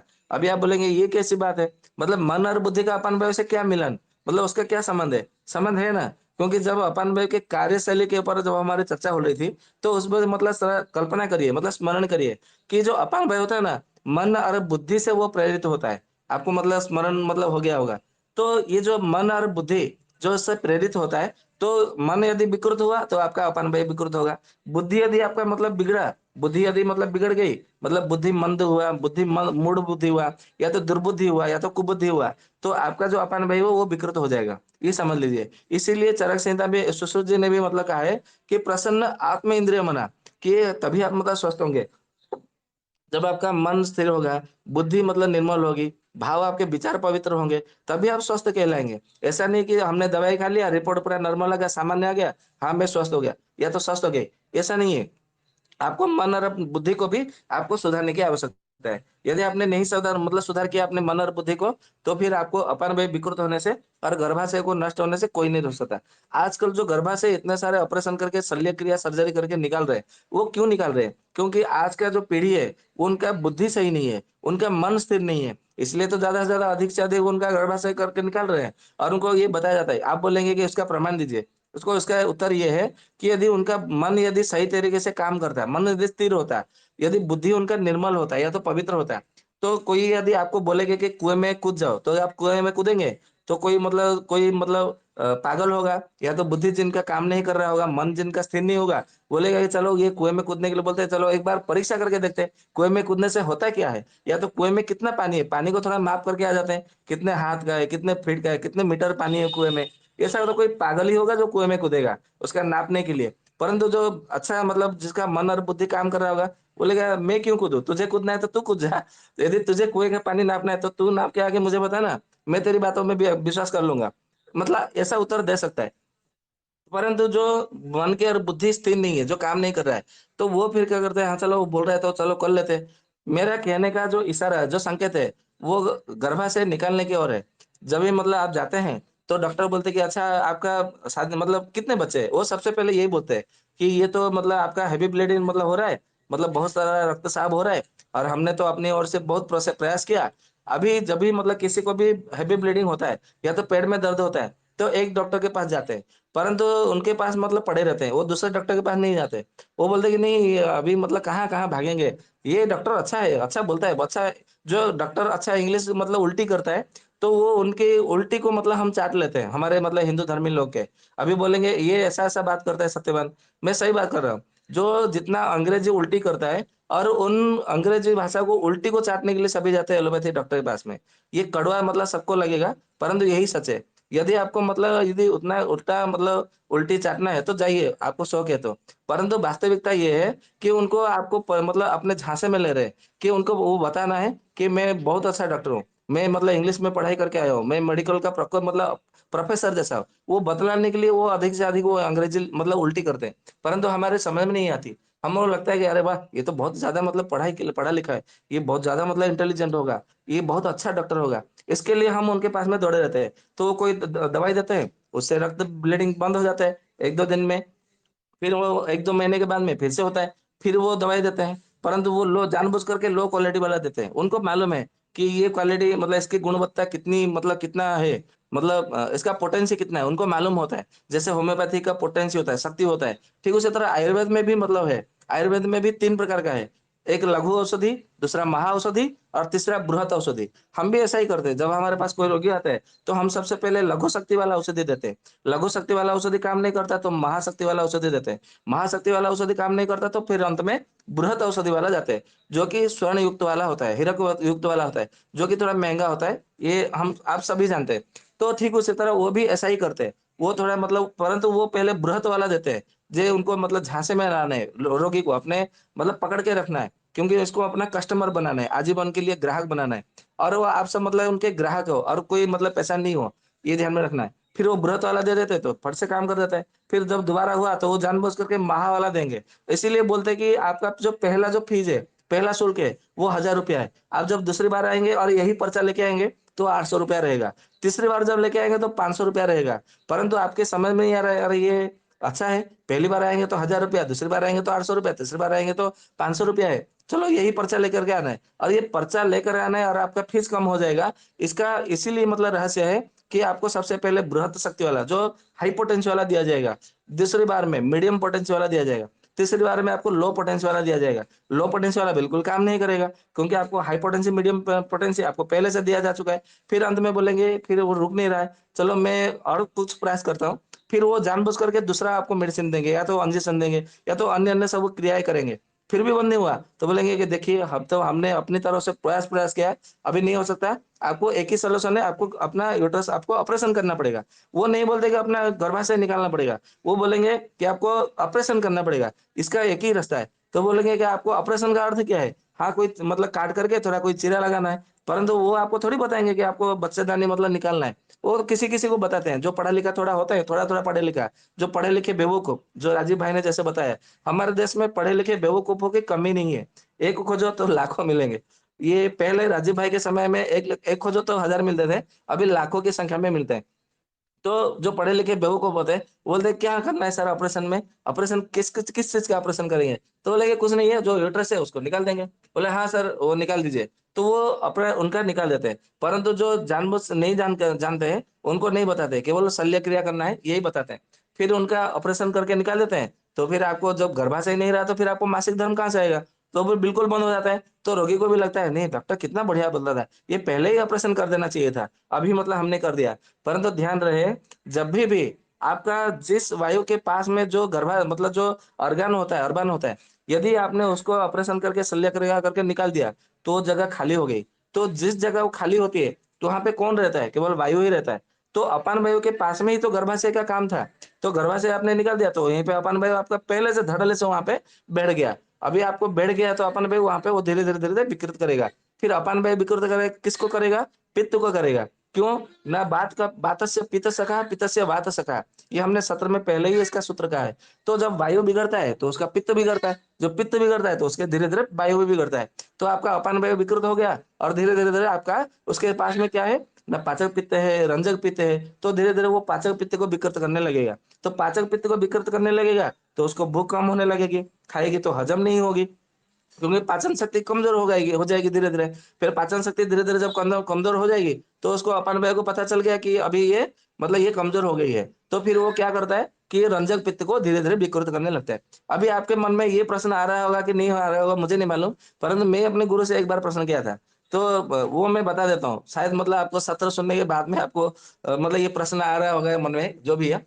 तो मैंने अपने गुरु से पूछा, अच्छा आप तो बोल रहे थे अपान वायु साधु है, तो फिर वो हमारे शरीर में फिर वो यदि बैठता है, तो फिर वो वहाँ पे तो साधना करना चाहिए। साधु का तो काम है साधना करना, ध्यान करना, परमात्मा से मिलना। तो फिर हमारे पाचक पित्त और रंजक पित्त को क्यों बिगाड़ रहा है, विकृत क्यों कर रहा है? तो उन्होंने इसके उत्तर में ये दिया था कि मान लीजिए कोई साधना कर रहा है यानी कि योग कर रहा है, क्योंकि साधु का काम है प्राणायाम करना, ध्यान करना। यदि मान लीजिए कोई ध्यान कर रहा है और उसको यदि बार-बार मतलब कोई ऐसा किया गया, मतलब उसके टॉर्चर किया गया, मानसिक आघात हुआ, तो वो जो साधु है, उसको यदि कोई शक्ति भी मतलब होती है ना, तो वो पागल जैसा हो जाता है, उसका मानसिक अवसाद बिगड़ जाती है, मानसिक वो स्थिति बिगड़ जाती है। तो फिर वो क्या करता है उसको स्वयं को नहीं पता चलता है। वो सबको धीरे-धीरे बिगाड़ता है और अंत में वो स्वयं भी मतलब बिगड़ जाती है, मतलब नष्ट हो जाता है। और सबसे सबसे पहले जो है अन्य अन्य चीज़ों को वो नष्ट करता है, अंत में वो स्वयं नष्ट हो जाता है। इसीलिए मतलब आपको क्या करना चाहिए कि जो अपान वायु है, उसको साधु है, तो उसको मतलब हमेशा उसको मान दे करके उसको रखना चाहिए, उसका पालन करना चाहिए। तभी वो स्वस्थ रहेगा और आप स्वस्थ रहेंगे। तो इसका उत्तर यही है कि जो पागल मतलब हो जाते हैं ना कोई-कोई साधु लोग, तो वो इतने मतलब शक्ति का दुरुपयोग कर देते हैं कि अकल्पनीय और अवर्णनीय, अकथनीय हो जाता है। तो ये मतलब अपान वायु का विकृत होना, ये मतलब एक आम बात है। ठीक उसी तरह जिनको मतलब फिर वो गर्भ धारण करते हैं, मतलब गर्भ गर्भ का विषय भी मतलब थोड़ा रह गया। तो जो गर्भ धारण करते हैं, गर्भ धारण करने के बाद में जो अधिक मात्रा में कसैला द्रव्य का सेवन करते हैं, अधिक मात्रा में तीखा द्रव्य सेवन करते हैं और अधिक मात्रा में कड़वे-कड़वे चीज़ें जैसे कि नीम है, भूनीम है, करेला है या तो अन्य-अन्य तिक्त रसात्मक अधिक मात्रा में सेवन करते हैं या तो सरसों के तेल से जो कुछ मतलब बना करके मतलब तली हुई चीज़ें अधिक मात्रा में सेवन करते हैं या तो पापड़ अधिक मात्रा में सेवन करते हैं। तो उनका क्या होता है या तो करेले का यदि सेवन किया, तो भी उनका जो अपान वायु विकृत होकर के गर्भ को विकलांग कर देता है, या तो गर्भ को नष्ट कर देता है, या तो जो गर्भ के जो पल रहा बच्चा होता है, उसको दुर्बल बना देता है। उसको कुछ न कुछ रोगों से ग्रसित कर देता है, गर्भावस्था में। इसके लिए आप लोगों को इसको मतलब ध्यान देना होता है। और फिर वो क्या करता है यदि गर्भ के समय में यदि ठीक से मतलब भोजन नहीं किया, तो फिर क्या हो जाता है वो वायु विकृत हो जाता है। तो गर्भ का जो अपत्य मार्ग होता है ना, तो अपत्य मार्ग उसमें बहुत से प्रकार से अपत्य मार्ग को खोल देता है। जैसे कि उसमें जो एक प्रकार का जो मतलब क्या हो जाता है कि जो गर्भ में जो बोलते हैं ना कि उसमें नाड़ उसके मतलब गले में अटक गया है, या तो वो घूम गया है, या तो फिर ये जो विभिन्न प्रकार की जो होती है, ये अपान वायु के विकृत होने के कारण ही होती है। इसके लिए उस समय आपको क्या करना चाहिए, अम्ल रस जो है अपान वायु को शांत करता है। ये सबसे पहले आपको ध्यान में रखना है। परंतु अम्ल रस या तो मतलब सेवन करने से पहले आपको मधुर रस सेवन करना है, मधुर रस के बाद में आपको अम्ल रस सेवन करना है, और अम्ल रस को केवल अम्ल रस सेवन ना करके साथ में लवण रस के साथ में सेवन करना है। तो ये ऐसा प्रकार इस प्रकार से करेंगे तो आपका अपान वायु जो है कभी विकृत नहीं होगा, और आपको कभी भी मतलब गर्भ नष्ट या तो गर्भ के समस्या में कभी भी मतलब कुछ नहीं होगा। ये आपको मतलब ध्यान में रखना है। और हाँ, और एक बात है, जिनको गर्भ मतलब यदि नष्ट हो जाता है या तो कुछ अपन पे विकृत हो जाता है, तो उससे ऐसा पता चल जाता है कि मैं एक लक्षण बता दूं कि कैसे पता करना है। तो उनके सांस में मतलब जो है ना, उसको सांस के सूंघेंगे तो सांस से बदबू आने लगेगी, तो आपको समझ जाना चाहिए कि उसका अपान वायु विकृत हो जाता है। तो ये था, आपको अपान वायु विकृत हो जाता है तो क्या क्या कारण है, तो वो मैंने आपके मतलब बताने का प्रयास किया है। तो आपको मतलब आशा करता हूँ आप लोगों को मतलब पसंद आया होगा, या तो इसको अपने जीवन में उसका मतलब लाइए जीवन में, आचरण में। तो आपका अपन भाई उस ठीक नहीं होगा, सही रहेगा, और आप भी स्वस्थ रहेंगे, सही रहेंगे। क्योंकि अपन भाई विकृत हो जाता है तो आपका पाचक पित्त और रंजक पित्त ये दोनों भी मतलब विकृत हो जाते हैं। इसके लिए अपन भाई को ठीक करिए, पाचक पित्त और रंजक पित्त जो है आपका दोनों का सही रहेगा। तो मैं अपनी व्याख्यान को यहीं पे विराम देता हूँ। अभी समय तो हो गया है, फिर भी एक दो प्रश्न किसी का है तो ले लेते हैं, फिर आपका जो भी मतलब है उसका देने का उत्तर देने का प्रयास करते हैं। वंदे मातरम।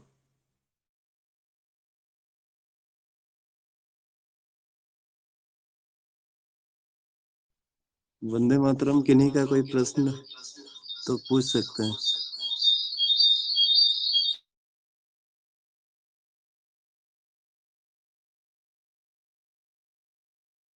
वैद्य जी, हमने प्रश्न नहीं है, लेकिन मतलब ऐसा ही मतलब बात है बस। जो आपने अभी बताया ना, ये अम्ल रस का अपान वायु से, अभी तो ये गर्भाशय के लिए बता रहे थे, तो उसमें मधुर रस, अम्ल रस और लवण रस, तो हम ये नींबू का प्रयोग पढ़ रहे थे, नींबू का। तो उसमें यही यही लिखा था, गर्भस्राव यानी अबॉर्शन पे, और अगर हो या फिर गर्भवती स्त्री हो तो उसको चौथे माह के बाद से आप उसको शिकंजी नींबू का होता है ना, वो देना शुरू करिए। जी सही बात है। चौथे मास तक आपको प्रतीक्षा करने की जरूरत नहीं है, दूसरे मास से ही आपको दे देना चाहिए। जी जी, नहीं नहीं, वो आपने बताया ना, वो जो फार्मूला मस्त लगा हमको, वो मधुर रस पहले दो, अमूल अमल अम्ल रस, लवण रस, तो हमको तुरंत वो ही याद आया। जी जी, बहुत अच्छा, धन्यवाद आपका। और किसी को कुछ बताना हो या तो प्रश्न करना हो तो कर सकते हैं। प्रणाम वैद्य जी। मेरा प्रश्न इससे से हटकर था, थोड़ा अलग था। हमारे गांव में एक नंदी है, भगवान के ऊपर नंदी छोड़े सो गांव में है। उसको 2 साल हो गया, और लेकिन वो कुछ भी हरा चारा नहीं खाता है। सिर्फ पैकेट खाता है, गुटखा पैकेट, चिप्स के पैकेट, कैरी बैग, ऐसी चीजें खा खा के वो बहुत कमजोर हो गया है। अगर इसके बारे में कुछ जानकारी है तो बताने की कोशिश करिए, नहीं तो कहीं से जानकारी मुझे बताने की कांटेक्ट नंबर दीजिए किसका है तो। यही प्रश्न था। मैं सबसे पहले आपका जो संदेह है मैं दूर कर देता हूँ। मैं गायों के विषय में तो चिकित्सा नहीं जानता हूँ, हाँ, परंतु मेरे पास गवायुर्वेद है। गवायुर्वेद का कुछ पुस्तकें है, उसमें से देख करके मैं आपको बता सकता हूँ, परंतु मैंने कभी किसी की चिकित्सा नहीं की किसी गाय की, और मुझे उसके विषय में कोई स्मरण नहीं है। मैं लेकिन आपको देख करके, मैं पढ़ करके मैं आपको कल बताने का प्रयास करूंगा। ठीक ठीक है है, जी। धन्यवाद। वो नहीं खाता है ना, मतलब कुछ भी भोजन नहीं करता है, केवल गुड़ ही खाता है, गुड़ चिप्स ये सब खाता है। हाँ, चिप्स खाता है, चिप्स गुटखा पैकेट खाता है, प्लास्टिक पैकेट लेकिन खाता है। लेकिन घास नहीं खाता है, यही ना। हाँ, नहीं खाता है। जी जी, मैं गवार देख करके आपको मैं कल बताता हूँ। जी जी जी जी, धन्यवाद। जी, वंदे मातरम। वंदे मातरम भाई जी। हाँ जी, वंदे मातरम। ये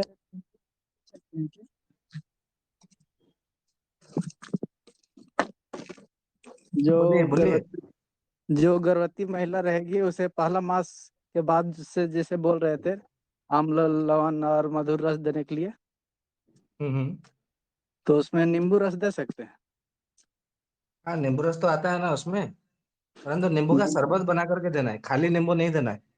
केवल अच्छा हम अच्छा। अम्ल रस देंगे तो फिर उसमें पित्त बढ़ेगा, पित्त बढ़ेगा तो फिर उसका जो रक्त धातु है वो विकृत हो जाएगा, और गर्भस्राव होने की संभावना है। इसलिए उसके जी में मधुर रस भी मतलब मिला के देना है। सबसे पहले मधुर रस, मधुर रस जो है कफ बढ़ाएगा, फिर अम्ल रस देना है। अम्ल रस पित्त को भी बढ़ाएगा, परंतु कफ को भी बढ़ाएगा। इसलिए दो भाग कफ हो गया और पित्त एक भाग हो गया ना, तो पित्त वहां पे समान हो जाएगा, फिर समान हो जाएगा। और वहां पे क्या है कि वायु को भी मतलब समन कर देगा। तो वायु को समन करेगा तो उसमें फिर 3 भाग कफ हो जाएगा। तो फिर आप जब बाद में लवण रस का सेवन करेंगे तो लवण रस भी मतलब पित्त को बढ़ाएगा, परंतु यहाँ पे 3 भाग कफ है तो पित्त को भी समन करेगा, वात को भी समन करेगा, परंतु शरीर में मतलब कफ की मात्रा को बढ़े रहेगा, जिससे कि उसका जो एमनियोटिक फ्लूइड होता है ना वो बरकरार रहेगा। आजकल जो बोलते हैं ना कि आपका एमनियोटिक फ्लूइड मतलब कम हो गया है और आपका बच्चे का जन्म होना संभावना नहीं है और आपको शल्य क्रिया सर्जरी क्रिया करना है, तो ये एमनियोटिक फ्लूइड को बरकरार रखने के लिए मधुर रस, अम्ल रस, लवण रस, ये तीनों की मात्रा को थोड़ा ज्यादा खाना पड़ता है। मतलब आपको दूसरे महीने से ही आपको ये प्रक्रिया जो है ना पद्धति को आगे बढ़ाना होता है। ये आयुर्वेद का मतलब पद्धति है। जी, तो ये मिश्री या गुड़ दोनों से किसी से भी ले सकते हैं? श्री लीजिए। मिश्री और दिन भर में और कई बार ले खजूर का सकते हैं ये चीजें? ताड़ का मिश्री या तो खजूर का मिश्री होगा तो अति उत्तम। खजूर का मिश्री तो अति उत्तम रहेगा गर्भिणी स्त्रियों के लिए। अच्छा अच्छा, ये कई दिन भर में कई बार ले सकते हैं या सुबह खाली पेट से? सुबह में खाली पेट लेना है। जी, और ठीक है। इसके विषय में अधिक मात्रा में ना काश्यप संहिता में बताया गया है। ठीक तो है वैद्य, मेरे धन्यवाद। को एक छोटा सा क्वेश्चन पूछना है वैद हाँ जी जी पूछिए भैया। के 5 ऐसी चीजें बताइए जो वात पित्त कफ तीनों शमन करती हो और तीनों चीजें जो है उपलब्ध भी हो, मतलब ज्यादा दिक्कत भी ना आए, तो कौन सी ऐसी 5 चीजें हैं? जी बहुत अच्छा प्रश्न है। 5 चीजें आपको बतानी है ना। हाँ जी। हाँ, तो आप एक काम करिए, सौंठ को जला डालिए। जो अदरक का जो बना हुआ सौंठ होता है ना उसको जला डालिए। शहद के साथ में उसको चाटा लीजिए। वात पित्त कफ तीनों को समन कर देगा। नारियल लीजिए जो उसमें केवल पानी हो, जो नारियल का पानी होता है ना उसमें कोई मलाई ना बना हो, जो कच्चा नारियल होता है उसमें लीजिए, उसके अंदर नींबू निचोड़ लीजिए और कांच के गिलास में उसको पलटी मारिए, मतलब उसको पलटाना है और उसको खड़े खड़े आपको पी लेना है सुबह सुबह में, और सूर्योदय से पहले पी लेना है। तो इससे वात पित्त कफ वो तीनों को समन करेगा। ठीक उसी तरह इसबगोल भूसी लेके आइए और मिश्री 1 चम्मच लेके आइए, इसबगोल भूसी लेके आइए। गर्म पानी में लाना है, गर्म पानी 1 गिलास में मतलब पहले मिश्री को एकदम पाउडर बना के रखना है। तो फिर उसमें 1 चम्मच मिश्री डाल दिया, पहले घुल गई मिश्री, फिर उसमें 1 चम्मच इसबगोल भूसी डाल करके आपको तुरंत पी लेना है। तो इससे भी वात पित्त कफ तीनों को समन करती है। ठीक उसी तरह और एक मतलब प्रयोग बता दूं, जो कि हमारा आंवला है। आंवला को यदि आपने घी के साथ में यदि भून करके या तो फिर अर्जुन छाल के साथ में उसको स्टीम बना कर यानी कि उसको स्वेदन क्रिया बोलते हैं आयुर्वेद में, उसको स्वेद क्रिया। जैसे कि मतलब आजकल जो स्टीम बनाते हैं ना, स्टीम देते हैं, मतलब कोई ऐसा मिट्टी का हांडी लीजिए और उसको अर्जुन का छाल नीचे डालिए, कच्चा कच्चा अर्जुन का छाल, उसके ऊपर जो है आपको आंवला रखने हैं, पके हुए आंवले का फल रखना है। उसको बिल्कुल मतलब तोड़ना नहीं है, उसका काटना नहीं है, उसका बीज नहीं निकालना है, वो ऐसे ही रहने देना है पका हुआ फल। और उसके ऊपर फिर मतलब आमले अर्जुन का छाल आपको डाल देना है। कितनी कितनी मात्रा में, मतलब मान लीजिए कि आधा किलो जो है आपको अर्जुन का छाल मिट्टी की हांडी में नीचे रख लेना है। ऊपर 1 किलो आंवला का फल, पका हुआ फल रखना है। फिर उसके ऊपर जो है अर्जुन का छाल आधा किलो रख लेना है। और ऊपर से उसको कपड़ मिट्टी करके मुख को, जो उसका मुंह है, शराब बंद करके उसको चूल्हे में आग लगानी है, देना है। तो आग में जलते जलते उसका जो आंवला है वो एकदम मतलब जो मतलब थोड़ा केसरिया रंग का हो जाएगा, जो भगवा रंग का हो जाएगा। और अर्जुन का जो छाल का जो कचा है वो धीरे धीरे आंवले में मतलब ऊपर अर्जुन का छाल है, नीचे अर्जुन का छाल है, तो दोनों ओर से अर्जुन का छाल आकर के उसका जो अर्जुन का छाल का जो रस है, जो सत है, वो आंवले में प्रवेश कर जाएगी। तो आंवले में अर्जुन का गुण और आंवले का गुण, मतलब वात पित्त कफ तीनों को समान करने का जो गुण है वो उसमें आपको उपलब्धि हो जाएगी। प्रतिदिन आपको एक एक आंवले का यदि इस ऋतु में, हेमंत ऋतु में आपने सेवन किया तो आपका वात पित्त कफ जो है वो समान हो जाएगा। ठीक उसी तरह एक औषधि, एक द्रव्य है जिसका नाम है घी, परंतु देसी गाय का घी होना चाहिए क्योंकि उसमें षड्रस होते हैं। तो देसी गाय का घी में यदि आपने आंवले का चूर्ण यदि मिला करके सेवन किया तो उसमें वात पित्त कफ तीनों समान हो जाते हैं। किंतु क्योंकि यदि आपने अकेला घी सेवन किया तो आपका कफ बढ़ने का संभावना ज्यादा रहती है। तो और भी मतलब है जो कि त्रिफला चूर्ण है, परंतु त्रिफला चूर्ण को कैसे लेना है ना, बराबर मात्रा में ले लेनी है। मतलब 1 2 3 या तो 1 2 4 की मात्रा में ना लेकर के हरित की, विभित की और आंवले को तीनों को बराबर मात्रा में ले लीजिए और मिला करके जितना उसमें होगा उतनी मात्रा में आपको क्या करना है, इसमें ये मिलाना है सौंठ का पाउडर और मुलेठी, ये दोनों को बराबर मात्रा में मिला करके रख लेना है। भाई फिर से बता देता हूँ, मतलब मान लीजिए हरड़ बैड़ा आंवला आपने 100 ग्राम लिया, तो 300 ग्राम हो गया। तो 300 ग्राम में आपको मुलेठी और सौंठ का पाउडर मिलाना है, तो आपका 600 ग्राम हो जाएगा। तो उसको मिला कर रखना है। एक एक चम्मच यदि उसमें से लेते हैं तो भी जो है आपका वात पित्त कफ ये तीनों समन हो जाएगा। ये हमने बहुत बार परीक्षण किया है, तो आप भी इसका परीक्षण करेंगे तो आपको लाभ मिलेगा। वैसे तो आयुर्वेद ग्रंथों में बहुत यहाँ सारे पे योग है, परंतु जो हमने प्रयोग किया है वो हमने आपके समक्ष रखा है। और ऐसे बताने जाए ना त्रिदोष समन करने वाले, तो गिलोय भी है, और मतलब मधुरपन्नी भी है, जो कि मतलब मधुरपन्नी के नाम से जाना जाता है, मधुपन्नी के नाम से जाना जाता है, श्रीपन्नी है। और फिर मतलब मुलेठी भी है। केवल अकेला मुलेठी भी आपका वात पित्त कफ को समन कर देता है, क्योंकि कफ में भी काम करता है, पित्त में भी काम करता है, वात में भी काम करता है। तो ठीक उसी तरह जो ब्राह्मी होता है, ब्राह्मी भी कफ पित्त वात तीनों में काम करता है। ठीक उसी तरह जो उसिर होता है, उसिर को भी आप यदि पानी में घिस करके उसका सेवन किए तो भी वात पित्त कफ तीनों में उस काम करता है। ठीक उसी तरह नींबू पानी भी है। नींबू पानी यदि आपने मधुर रस से साथ में युक्त करके सेवन किया तो वात पित्त कफ तीनों के ऊपर वो काम करता है। नारियल का तेल यदि आपने थोड़ा हल्का सा गुनगुना पानी में डाल करके भी सेवन किया 1 चम्मच की मात्रा में, तो भी वात पित्त कफ तीनों के ऊपर वो काम करता है। ऐसे कई सारे प्रयोग है। यदि मतलब मैं ऐसा पुस्तकों को भाषण करके अध्ययन करके बताऊं तो 600 मतलब योग बता सकता हूँ, परंतु कुछ मतलब जो क्रियाएं हमने उपयोग में लाए हैं उसके आधार पर मैं इतना बता सकता हूँ जितना मुझे स्मरण है। इसमें से आपको जो सबसे ज्यादा पसंद है वो कौन सा है, और दूसरा आपको सबसे ज्यादा रिजल्ट जिससे मिला है वो कौन सा है?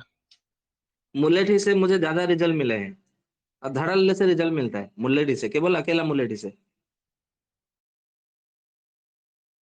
आपको कौन सा पसंद है, यही या कुछ और?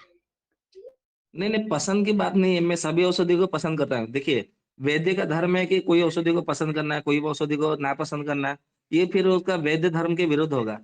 तो मैं पसंद नापसंद की बात नहीं है, हमें जो परिणाम अच्छे मिलते हैं वो हमको मतलब थोड़ा स्मरण रखते हैं अधिक मात्रा में, और जो परीक्षण किए होते हैं। बाकी तो औषधि तो हिसाब से देखेंगे तो आयुर्वेद ग्रंथों में बहुत सारे है। अभी मैं आपको बताऊं तो मतलब अहंकार न समझिए तो, नहीं तो फिर बोलेंगे सत्यवान गर्व से बोल रहे हैं। तो अभी मेरे नहीं, पास तो 356 पुस्तकें हैं। यदि उन सबका यदि मतलब मैं संग्रह करके बताऊं तो बहुत सारे योग हो जाएंगे। ऐसा नहीं है। तो जो जो मतलब परीक्षण करते हैं परिणाम मिलता है उस सबको मतलब मैं आपके समक्ष उपस्थापना करता हूँ। उत्तम उत्तम उत्तम। वंदे जी मेरा मातरम भाई जी। नमस्ते, वंदे मातरम। हाँ जी, वंदे मातरम।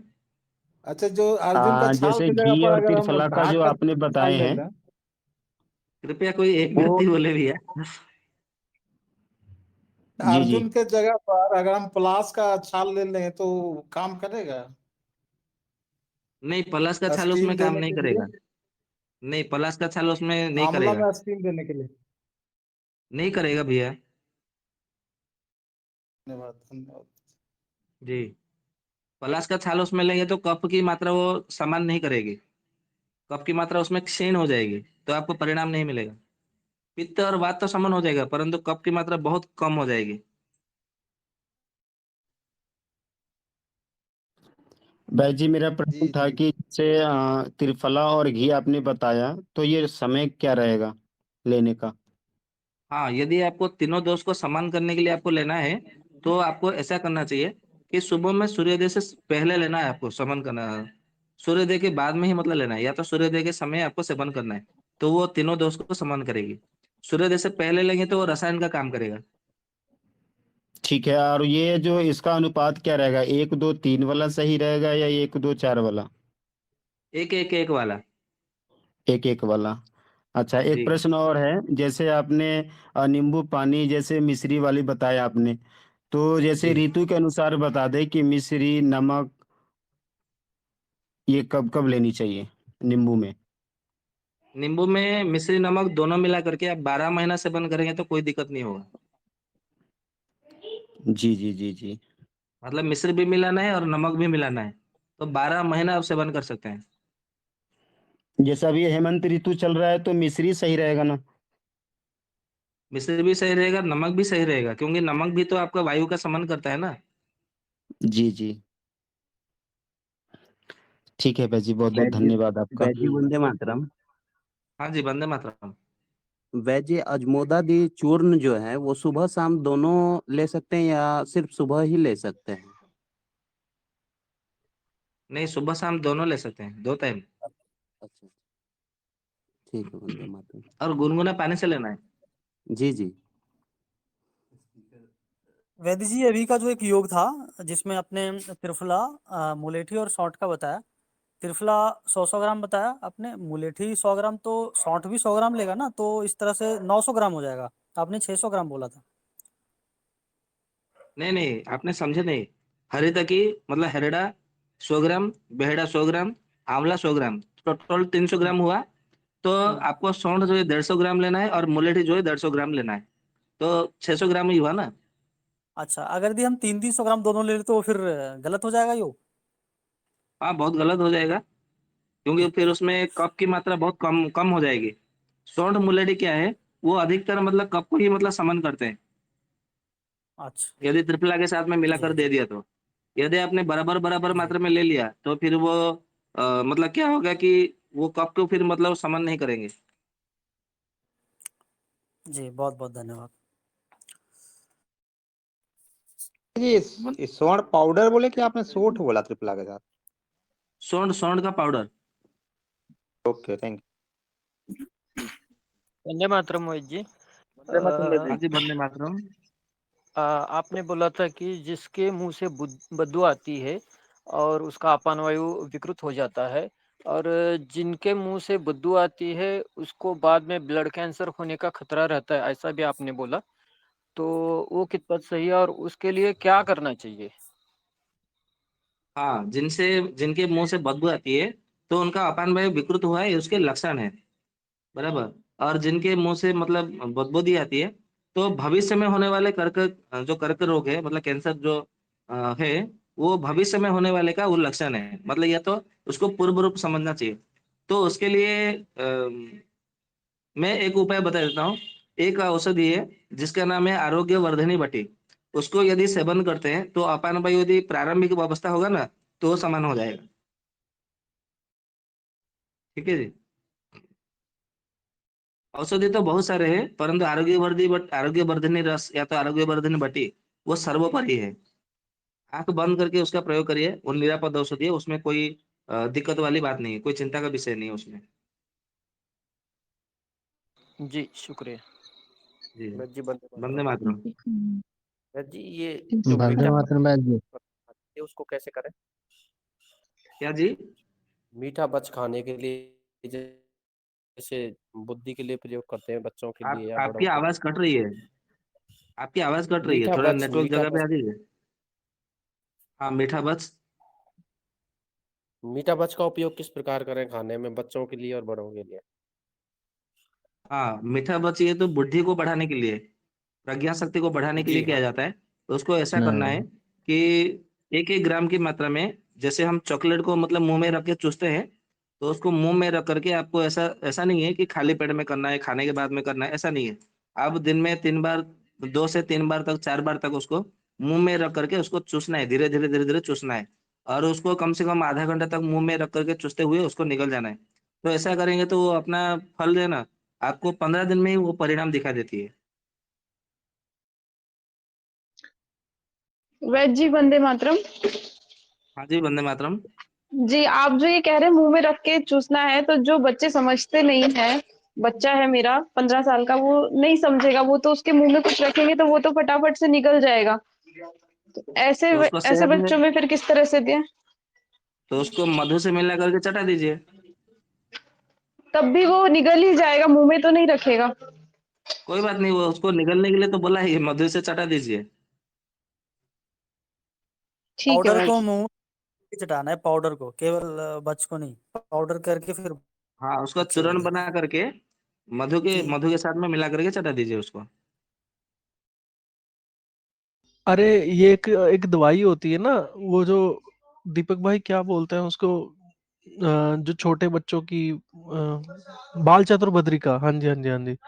वैद जी, बाल चतुर्भद्रिका जो होती है वो घर पे पंसारी से सामान लाके बनानी हो किसी को, तो उसकी अगर विधि मिल जाए तो वो दे दीजिएगा दीपक भाई को, या आप बता दीजिएगा कभी। देखिए, जो बाल चतुर्भद्र जो रस है उसमें केवल 4 ही चीजें मिली होती है। एक ककड़ा सिंगी है, और एक मोथा है, नागर मोथा, और एक कुटकी है, और एक अतिविसा ऐसा कुछ है। बराबर। मैं फिर भी मैं देख लेता हूँ मैं, और ये योग है ना, ये भेषज रत्नावली का योग है। यही होगा, मुझे ऐसा लगता है। तो बाल चतुर्भद्र यानी कि आप ये चारों चीजें पंसारी से वहां से लेके आ जाइए, और उसको कूट करके पाउडर बना के रखिए, और उसके बाद चटा दीजिए 1-1 ग्राम की मात्रा में। ये बहुत अच्छा रहेगा। हर घर में ये औषधि होना ही चाहिए, हर घर में। कुछ भी मतलब हुआ उसको, बच्चे को सर्दी हुआ वही चटा दीजिए, खांसी हुआ वही चटा दीजिए, बुखार आया वही चटा दीजिए, सर दर्द हुआ वही चटा दीजिए, कहीं पे गिर गया वही चटा दीजिए, उसके दूध के दांत गिर गए वही चटा दीजिए, उसके दांत आने वाले हो वही चटा दीजिए। दांत यदि गिर गए, दांत उसका नहीं आ रहा है, 6 महीना 1 साल हो गया। आज किसी ने ग्रुप में सवाल किया था कि मेरे बच्चे के दूध के दांत गिर गए, 6 महीना हो गया आए नहीं, क्या करना चाहिए? तो उसमें ये बाल चतुर्भद्र रस दे दीजिए ना, उसमें बहुत अच्छा काम करेगा। तो आपको मतलब इसका इतना चमत्कार है। कभी बाल चतुर्भद्र रस के ऊपर यदि मुझे व्याख्यान करने का अवसर मिला, तो लगभग उसका 2 सत्र बनेगा। आपको मतलब यकीन नहीं होगा, विश्वास नहीं होगा। 2 सत्र बनेंगे, मतलब बच्चों की मतलब रोगों के ऊपर इतना सारा मतलब वो काम करता है बाल चतुर्भद्र रस। तो हर घर में ये होना चाहिए, बाल चतुर्भद्र रस। फिर भी मैं आपको भेषज रत्नावली दे करके, हो सकता है मैं थोड़ा गलत बोल दूं कोई कोई मतलब औषधि का नाम, मैं दे करके आपको टेलीग्राम में मैं भेज देता हूँ लिख करके। या तो जिनके पास भेषज रत्नावली है तो देख सकते हैं, बाल चतुर्भद्र रस बाल रोग प्रकरण में बताया गया है। ठीक है, वंदे ज्यादा मातरम बोले, बाजी। ज्यादा बहस करे तो भी बाल चतुर्भद्री का चटाएगा, ठीक है। कोई बच्चा यदि ज्यादा बोलता है तो इसका अर्थ ये है कि वो अधिक मात्रा में सक्रिय है। तो उसका जो दिमाग है, दिमाग का मतलब सक्रियता, यानी कि माँ बाप को खुश होते हैं कि मेरे बच्चा इतना मतलब होशियार है, मेरा बच्चा इतना चालाक है, देखो देखो कितना कैसा बोल रहा है। परंतु आपको खुशी नहीं मनानी है, क्योंकि उसका जो वायु गुण है, मतलब बच्चे को कम से कम 15 साल तक, 16 साल तक, आप आयुर्वेद के किसी भी एक ग्रंथ को उठा के देख लीजिए, जन्म से लेकर के 16 साल तक उसके मतलब कफ का लक्षण देखना चाहिए। कफ का मतलब उसको सर्दी होना चाहिए, खांसी होना चाहिए, और ये होना चाहिए। उसको कोई रोग नहीं माना जाता है। परंतु आजकल मतलब ये मॉडर्न साइंस ऐसा कर दिया है कि सर्दी खांसी किसी को हो गई तो उसको कंधे पे दिखा करके माँ चल पड़ती है हॉस्पिटल। तो क्या हुआ, मेरे बच्चे को सर्दी हो गया, खांसी हो गया, तो फिर वो कफ को सुखाने की औषधि दे देते हैं। तो जहाँ पे कफ सूखा, या तो वहीं पे पित्त विकृत होगा, मतलब बढ़ेगा, या तो वायु बढ़ेगा। और आयुर्वेद कहता है कि आपको पित्त और वायु को आपको बढ़ानी नहीं है आपके शरीर में। क्योंकि एक उदाहरण मैं बता दूं, मान लीजिए आपको 100 किलोमीटर आपको चलना है, और आपको 100 किलोमीटर यानी कि 100 वर्ष, यदि समझ लीजिए आपका जीवन का आयु 100 वर्ष ऐसा समझ लीजिए, तो आपको 100 किलोमीटर चलना है, ये 1-1 किलोमीटर है। तो ये आपको 100 किलोमीटर एक दिन में पूरा करिए, 100 दिन में पूरा करिए। आप यदि वो अंत में मतलब लक्ष्य में पहुंच गए, वो लक्ष्य में मतलब फिनिशिंग लाइन में पहुंच गए, तो आपकी आयु समाप्त। फिर आपको कोई नहीं बचा सकता, भगवान भी नहीं बचा सकते, आपको आयु पूरी हो गई, ऐसा समझ लीजिए। तो आयुर्वेद कहता है कि जब हमारे शरीर में पित्त और वात बढ़ता है, तो हमारा जो गाड़ी है ना, वो तेजी से मतलब मतलब द्रुत गति से तेजी से भागने लगता है, दौड़ने लगता है। तो उसमें यदि कफ की मात्रा में रहेगी ना, तो धीरे धीरे चलेगी। जैसे गाड़ी कोई चला रहा है, 100 किलोमीटर पहुंचने के लिए यदि वो पैदल चल रहा है, तो उसको मतलब एक दिन लगेगा। यदि कोई साइकिल से चल रहा है, तो उसको कितना दिन लगेगा, मतलब उसको नहीं, 100 किलोमीटर चलने के लिए उसको कम से कम जो है 2 दिन लग सकता है। और साइकिल से चलेगा तो एक दिन लगेगा, गाड़ी से जाएगा तो 2 घंटे में पहुंच जाएगा, यदि हेलीकॉप्टर जाएगा तो लगभग 10-15 मिनट में पहुंच सकता है। ये बात है। तो आपको ये जो 100 किलोमीटर है, आपको यदि धीरे धीरे मतलब अभी चल रहे हैं, तो आपकी आयु लंबी है, आप दीर्घजीवी हो, चिरंजीवी हो। यदि आपने जल्दी पूरा कर लिया, तो जल्दी आपका मतलब समय मतलब जाने वाला है। तो यदि कफ की मात्रा जितनी बनी रहेगी, तो इसका अर्थ है कि आप धीरे धीरे हिलते जुलते चल रहे हो, तो आपकी जो आयु है वो बहुत लंबी रहेगी, और उसमें कोई घबराने वाली बात नहीं है। तो ये वायु को नहीं बढ़ाना है, कफ को नहीं, पित्त को नहीं बढ़ाना है, कफ गुण को बढ़ाए रखना है हमारे जीवन में। तो ये बच्चों को है ना, सर्दी खांसी होता है तो होने दीजिए, खुश रहिए कि मेरे बच्चे को सर्दी खांसी हो रही है। हाँ, लेकिन एक बात है कि यदि ज्यादा सर्दी खांसी हो गए, और यदि उनके नाक में से पीला पीला रंग का कफ निकले, तो समझ जाना चाहिए कि इनको औषधि की आवश्यकता है। तो उनको थोड़ा औषधि देते रहिए। परंतु जो सर्दी से खांस रहा है, तो उसमें कोई दिक्कत नहीं है, कोई दिक्कत की बात नहीं है। ठीक है जी। अभी तो आज बहुत ज्यादा वंदे समय हो मातरम गया, नौ बाजी। बज के ऊपर हो गया है। तो मैं विदा लेना चाहूंगा, कृपया दीपक भाई हो तो शांति पाठ करा लीजिए। जी ठीक है जी, बिल्कुल। जी बहुत बहुत धन्यवाद आज के सत्र के लिए वैद्य जी का। आज हमारी क्रांति का 150वां दिन है, तो इस क्रांति को इसी तरह आगे बढ़ाते रहें और हमसे भी मिल करके एक दिन भारत को पुनः ऋषियों के ज्ञान और विज्ञान का ज्ञान है पुनः स्थापित कर पाए। तो आज के सत्र में आप सभी भ्राताओं का, बंधुओं, मित्रों का, माताओं बहनों का बहुत बहुत धन्यवाद। वैद्य जी का बहुत बहुत धन्यवाद। शांति पाठ करके हम सभी सत्र का समापन करते हैं। ओम द्यो शांतिरंतरिक्षं शांति पृथिवी शांतिरापः शांतिरोषधयः शांतिः वनस्पतयः शांतिर्विश्वे देवाः शांतिर्ब्रह्म शांतिः सर्वं शांतिः शांतिरेव शांतिः सा मा शांतिरेधि। ओम शांति शांति शांति। आप सभी को नमस्ते, वंदे मातरम। वैद्य जी का बहुत बहुत धन्यवाद। राजीव भाई अमर रहे।